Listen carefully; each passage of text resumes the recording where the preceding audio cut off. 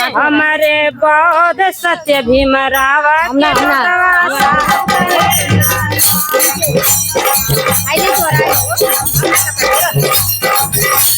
साहब कहे नाना साहब कहे नाना कि हमारे बौद्ध सत्य भीमराव के लोगवा साहब कहे नाना कि हमारे नाना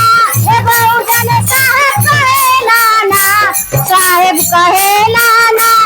बहुजन साहब कहे नाना हमारे बौद्ध सत्य भीमराव के लोगवा साहब कहे नाना कि हमारे बौद्ध सत्य भीमराव के लोगवा साहब कहे नाना लिखले भारत के हो संविधान लोगवा साहब कहे नाना लिखले भारत के संविधान लोगवा साहब कहे नाना लिखले भारत के हो संविधान हो लोगवा साहब कहे नाना साहब कहे नाना हो लोगवा साहब कहे नाना साहब कहे नाना हो लोगवा साहब कहे नाना कि हमारे भीमराव बोधिसत्व के लोगवा साहब कहे नाना कि हमारे बोधिसत्व भीमराव के लोगवा साहब कहे नाना एक चिंता ऐसा सतावे पूरा देश के भाई हो एक चिंता ऐसा सतावे पूरा देश के भाई हो कैसे आए कैसे चाली सोने के चिड़ैया संविधान कहाँ से आई हो कैसे चाली सोने के चिड़ैया संविधान कहाँ से आई हो साहब कहे नाना हो लोगवा साहब कहे नाना साहब कहे नाना हो लोगवा साहब कहे नाना कि हमारे कि लिखले भारत के हो संविधान हो लोगवा साहब कहे नाना कि लिखले भारत के संविधान के लोगवा साहब कहे नाना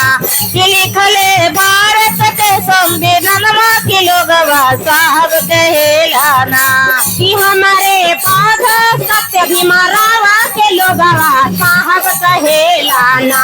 कि हमारे बौद्ध सत्य भीमराव के लोगवा साहब कहे नाना कि हमारे बौद्ध सत्य भीमराव के लोगवा साहब कहे नाना ओहो साहब कहे नाना के लोगवा साहब कहे नाना साहब कहे नाना हो भैया साहब कहे नाना कि हमारे बौद्ध सत्य भीमराव के लोगवा साहब कहे नाना कि हमरे बौद्ध सत्य भीमराव के लोगवा साहब कहे नाना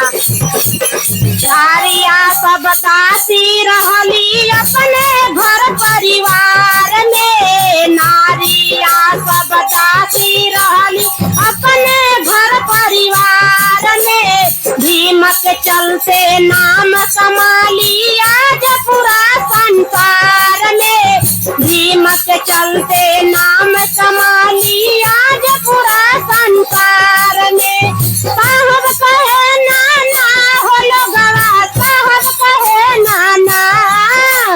साहब कहे नाना साहब कहे नाना कि हमारे बौद्ध सत्य भीमराव के लोगवा साहब कहे नाना कि हमारे बौद्ध सत्य भीमराव के लोगवा साहब कहे नाना कि हमारे बौद्ध सत्य भीमराव के लोगवा साहब कहे नाना